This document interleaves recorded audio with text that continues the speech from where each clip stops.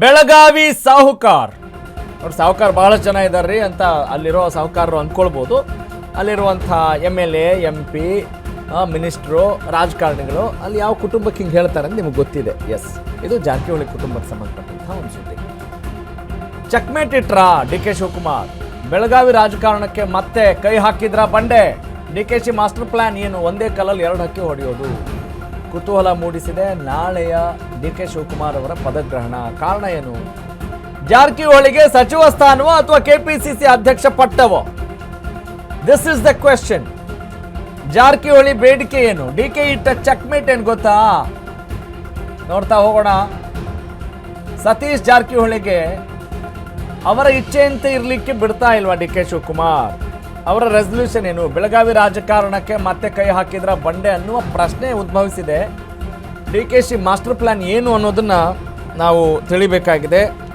S, let's go to the next update.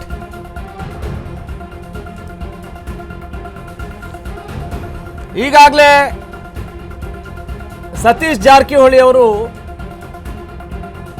ಬಹಳ ಒಂದು limelight ಅಲ್ಲಿದ್ದಾರೆ. ಪ್ರಬಲ ಖಾತೆ KPCC ಅಧ್ಯಕ್ಷ ಪಟ್ಟಕ್ಕಾಗಿ ಸತೀಶ್ ಜಾರಕಿಹೊಳಿ ಪಟ್ಟು ಹಿಡಿದಿದ್ದಾರೆ. ಹೈಕಮಾಂಡ್ ಮುಂದೆ ಎರಡು ಪ್ರಮುಖ ಬೇಡಿಕೆಯನ್ನು ಇಟ್ಟಿದ್ದಾರೆ ಸತೀಶ್ ಜಾರಕಿಹೊಳಿ. ಜಿಲ್ಲೆಯ ಮೇಲೆ ಹಿಡಿತ ಸಾಧಿಸಬೇಕು. 2028ರ ಮುಖ್ಯಮಂತ್ರಿ ಕುರ್ಚಿ ಮೇಲೆ ಕಣ್ಣಿದೆ ರೀ, ನನ್ನ ದೃಷ್ಟಿ ಇದೆ ಅನ್ನೋದನ್ನ ಈ ಮುಂಚೆ ಅನೇಕ ಬಾರಿ ಆ ಸುಳಿವನ್ನು ಕೊಟ್ಟಿದ್ದಾರೆ. ಹೀಗಾಗಿ ಎರಡೆರಡು ಹುದ್ದೆಗಳಿಗೆ ಬೇಡಿಕೆ ಇಟ್ಟಿದ್ದಾರೆ. ಸಚಿವ ಸ್ಥಾನನ, KPCC ಅಧ್ಯಕ್ಷ ಸ್ಥಾನನ, ಅಥವಾ ಯಾವುದ್ರಲ್ಲಾದ್ರೂ ಒಂದ ಅಥವಾ ಎರಡೂನ, ಹೀಗೆ ಒಬ್ಬ ವ್ಯಕ್ತಿ ಒಂದು ಹುದ್ದೆ ಅಂತ ಹೈಕಮಾಂಡ್ ನಾಯಕರು ಈಗಾಗಲೇ ಹೇಳಿದ್ದಾರೆ.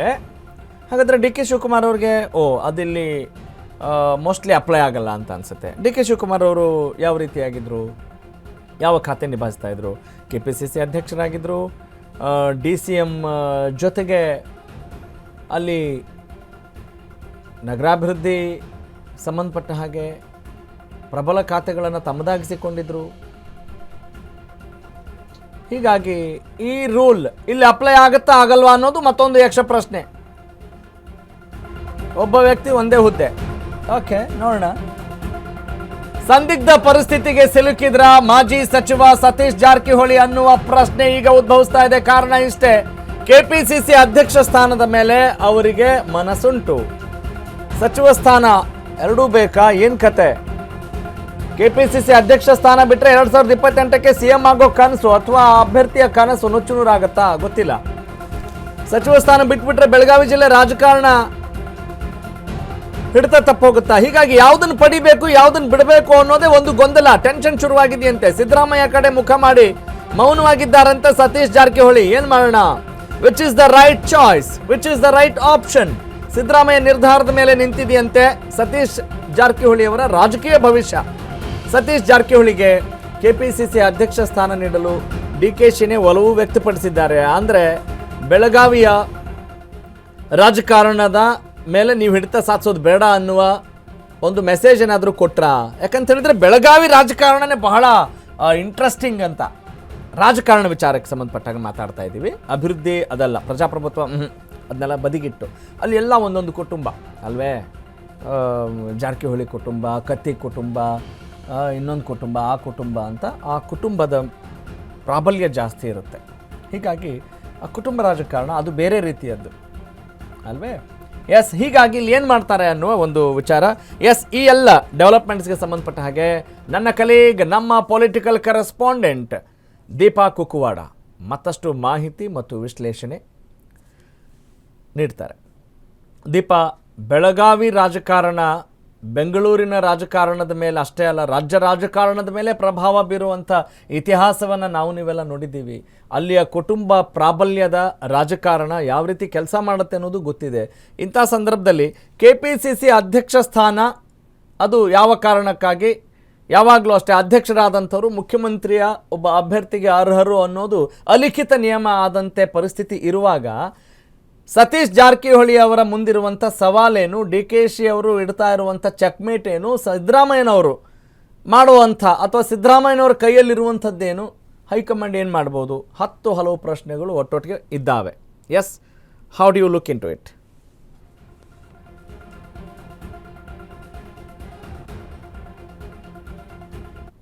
ಬೆಂಗಳೂರು ಏನು ಹೆಚ್ಚಿನ ವಿಧಾನಸಭಾ ಕ್ಷೇತ್ರಗಳನ್ನು ಹೊಂದಿದ್ರೆ ಎರಡನೇ ಅತಿ ಹೆಚ್ಚು ವಿಧಾನಸಭಾ ಕ್ಷೇತ್ರಗಳನ್ನ ಹೊಂದಿರುವಂತದ್ದು ಬೆಳಗಾವಿ ಮತ್ತೆ ಚಿಕ್ಕೋಡಿ ಭಾಗ. ಹಾಗಾಗಿಯೇ ಇಡೀ ರಾಜ್ಯದಲ್ಲಿ ಬೆಳಗಾವಿ ಅನ್ನುವಂತಹದ್ದು ಅಲ್ಲಿನ ರಾಜಕಾರಣ ವಿಶೇಷವಾಗಿಯೇ ಕಾಣ್ತಾ ಇರುತ್ತೆ. ಈಗ ಬೆಳಗಾವಿ ರಾಜಕಾರಣಕ್ಕೆ ಕೆಪಿಸಿಸಿ ಅಧಿಕಾರವನ್ನ ಚುಕ್ಕಾಣಿಯನ್ನ ಕೊಡೋದಕ್ಕೆ ಅಥವಾ ಚುಕ್ಕಾಣಿಯನ್ನ ತೆಗೆದುಕೊಳ್ಬೇಕು ಅನ್ನುವಂತಹ ನಿಟ್ಟಿನಲ್ಲಿ ಒಂದಿಷ್ಟು ಪ್ರಯತ್ನಗಳು ಕಳೆದ ಹಲವಾರು ತಿಂಗಳುಗಳಿಂದ ನಡೆದಿತ್ತು.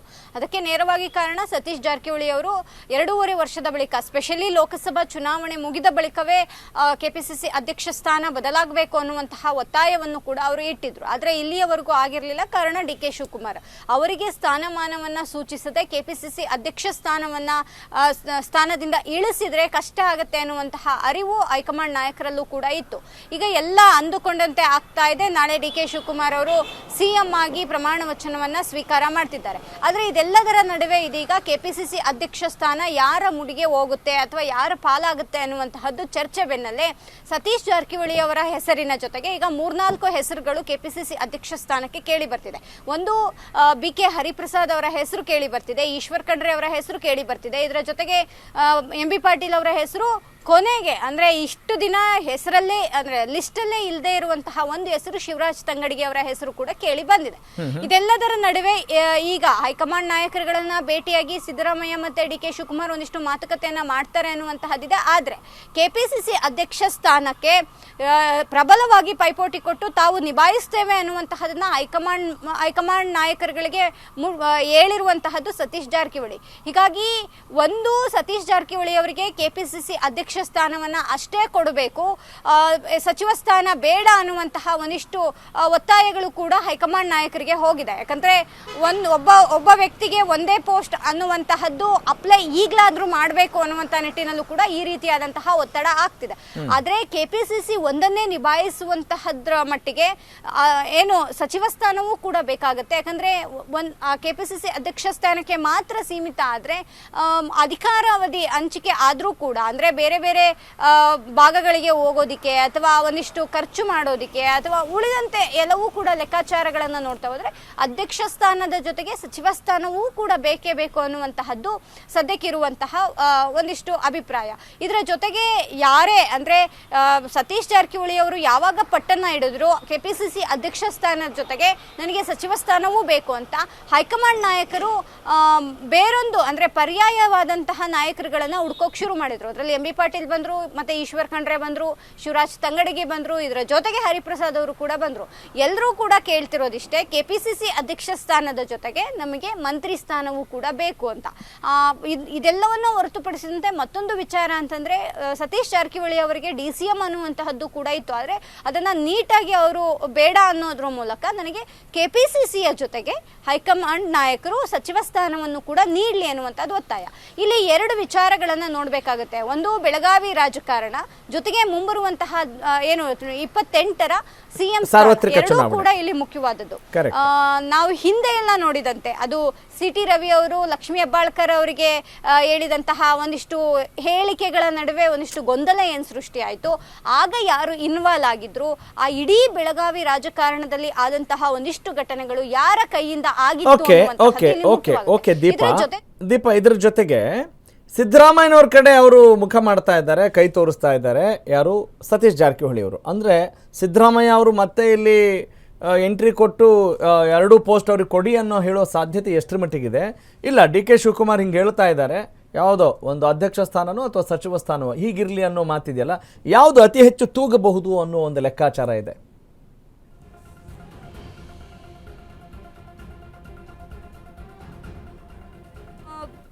ಸ್ಪೆಷಲಿ ರಾಜಕಾರಣ ಅನ್ನುವಂತಹದ್ದು ನಿರೀಕ್ಷೆಗೂ ಮೀರಿ ನಡೆಯುತ್ತೆ ಅನ್ನುವಂತಹದ್ದಂತೂ ನಿಜ. ಅಂತಹ ಪೈಕಿ ಈಗ ಮತ್ತೊಂದು ಗಾಳಿ ಮಾತು, ಊಹಾಪೋಹನ ಒಂದು ಓಡಾಡ್ತಾ ಇರುವಂತಹದ್ದು ಈಶ್ವರ್ ಖಂಡ್ರೆ ಅವರ ಹೆಸರನ್ನ ಇದೇ ಸಿದ್ದರಾಮಯ್ಯ ಅವರು ಕೆಪಿಸಿಸಿ ಅಧ್ಯಕ್ಷ ಸ್ಥಾನಕ್ಕೆ ಹೈಕಮಾಂಡ್ ನಾಯಕರಿಗೆ ಹೇಳಿದ್ದಾರೆ ಅನ್ನುವಂತಹದ್ದು ದೊಡ್ಡ ಮಟ್ಟದಲ್ಲಿ ಚರ್ಚೆ ಆಗ್ತಿದೆ. ಅಂದ್ರೆ ಅಲ್ಲಿ ಒಂದು ಅರ್ಥ ಮಾಡ್ಕೊಳ್ಬೇಕಾಗಿದ್ದಂತಹದ್ದು ವಿಚಾರ ಅಂದ್ರೆ ಸತೀಶ್ ಜಾರಕಿಹೊಳಿ ಅವರಿಗೆ ಸಿದ್ದರಾಮಯ್ಯ ಅವರು ಬ್ಯಾಕ್ ಬೋನ್ ಅಲ್ಲಿ ನಿಂತಿಲ್ವಾ ಅನ್ನುವಂತಹ ಪ್ರಶ್ನೆಯನ್ನ ಮೂಡಿಸ್ತಿದೆ. ಆದ್ರೆ ಬಹುತೇಕವಾಗಿ ಸಿದ್ದರಾಮಯ್ಯ ಅವರು ಹೇಳಿದ ನಂತರ ಅದನ್ನ ಹೈಕಮಾಂಡ್ ನಾಯಕರುಗಳು ಕೂಡ ಕೇಳ್ತಾರೆ. ಕೇಳಿದ ನಂತರದಲ್ಲಿ ಅದು ಕೆಪಿಸಿಸಿ ಅಧ್ಯಕ್ಷ ಸ್ಥಾನದ ಜೊತೆಗೆ ಮಂತ್ರಿ ಸ್ಥಾನವು ಕೂಡ ನೀಡ್ತಾರೆ. ಆದ್ರೆ ಸಿದ್ದರಾಮಯ್ಯ ಅವರು ಇಲ್ಲಿ ಎಷ್ಟರ ಮಟ್ಟಿಗೆ ಅದನ್ನ ವರ್ಕ್ ಮಾಡ್ತಾರೆ ಅನ್ನುವಂತಹದ್ದು ಕೂಡ ಮುಖ್ಯವಾಗುತ್ತೆ. ನಾ ಹೇಳಿದಂತೆ ನಮ್ಮ ನಿರೀಕ್ಷೆ ಅಥವಾ ನಾವು ಅಂದುಕೊಂಡಂತೆಗೂ ಮೀರಿ ರಾಜಕಾರಣದಲ್ಲಿ ಏನೇನು ನಡೀತಿದೆ ಅದಕ್ಕೆ ಉದಾಹರಣೆ ಸಿದ್ದರಾಮಯ್ಯ ಅವರ ರಾಜೀನಾಮೆ. ಇನ್ನೇನು ಕೊಡೋದೇ ಇಲ್ಲ ಅನ್ನುವಂತಹ ಮಟ್ಟಿಗೆ ಚರ್ಚೆ ಆಗ್ತಾ ಇತ್ತು. ಅದು ಇಷ್ಟು ಸಲೀಸಾಗಿ ಕೊಡೋದಿಲ್ಲ ಅನ್ನುವಂತಹದ್ದು ಕೂಡ ಚರ್ಚೆ ಆಗ್ತಿತ್ತು. ಅದು ಸಲೀಸಾಗಿ ನಡೀತು. ಹಾಗಾಗಿ ಕೆಪಿಸಿಸಿ ಅಧ್ಯಕ್ಷ ಸ್ಥಾನದ ವಿಚಾರವಾಗಿ ಮಂತ್ರಿ ಸ್ಥಾನವನ್ನು ಕೂಡ ಕೊಡಿಸ್ಬೇಕು ಅಂದ್ರೆ ಸಿದ್ದರಾಮಯ್ಯ ಅವರು ಅನಿವಾರ್ಯವಾಗಿ ಮಾತನಾಡಲೇಬೇಕಾಗುತ್ತೆ. ಆದರೆ ಸತೀಶ್ ಜಾರಕಿಹೊಳಿ ಅವರಿಗೆ ಅವರು ಯಾವ ರೀತಿಯಾಗಿ ಬೆನ್ನೆಲುಬಾಗಿ ನಿಲ್ತಾರೆ ಅನ್ನುವಂಥದ್ದು ಕೂಡ ಮುಖ್ಯವಾಗುತ್ತೆ. Raghav Surya. Got it. Thank you Deepa, ಧನ್ಯವಾದ ತಮ್ಮೆಲ್ಲ ಮಾಹಿತಿ ಮತ್ತು ವಿಶ್ಲೇಷಣೆಗಾಗಿ. ನಿಜ, ಯಾಕಂತ ಹೇಳಿದ್ರೆ ಯಾವಾಗ ಯಾವ ನಿರ್ಧಾರವನ್ನು ತೆಗೆದುಕೊಳ್ತಾರೆ ರಾಜಕಾರಣದಲ್ಲಿ, ಅದು ಹೈಕಮಾಂಡ, ಲೋ ಕಮಾಂಡ, ಯಾವ ಪ್ರಬಲ ನಾಯಕರು ವಗೈರೆ, ಅಂದರೆ ವಾಟ್ ಈಸ್ ದ ಮ್ಯಾಟರ್. ಸದ್ಯಕ್ಕೆ ಈ ರೀತಿಯಾದಂಥ ಆಲೋಚನೆಗಳಂತೂ ಇದ್ದಾವೆ. ಡಿ ಕೆ ಶಿವಕುಮಾರ್ ಅವರ ಮನಸ್ಥಿತಿ ಅಂಥದ್ದು, ಈಗ ಸತೀಶ್ ಜಾರಕಿಹೊಳಿ ಅವರ ಮನಸ್ಥಿತಿ ಏನು, ಮತ್ತು ಇವರೇನು ಪ್ಲ್ಯಾನ್ ಮಾಡ್ತಾ ಇದ್ದಾರೆ, ಸಿದ್ದರಾಮಯ್ಯನವರು ಯಾರ ಪರವಾಗಿ ಬ್ಯಾಟ್ ಬೀಸ್ತಾ ಇದ್ದಾರೆ, ಹೀಗೆ ಎಲ್ಲ ವಿಚಾರಗಳನ್ನು ಗಮನಿಸಬೇಕಾಗತ್ತೆ. ಎಲ್ಲ ಸಮುದಾಯದವ್ರಿಗೂ ಕೂಡ ಇಲ್ಲಿ ನಾವು ಮಣೆ ಹಾಕಬೇಕು ಅಂತ ಹೇಳಿದಾಗ ಅಳೆದು ತೂಗಿ ಹಾಕಬೇಕಾಗತ್ತೆ.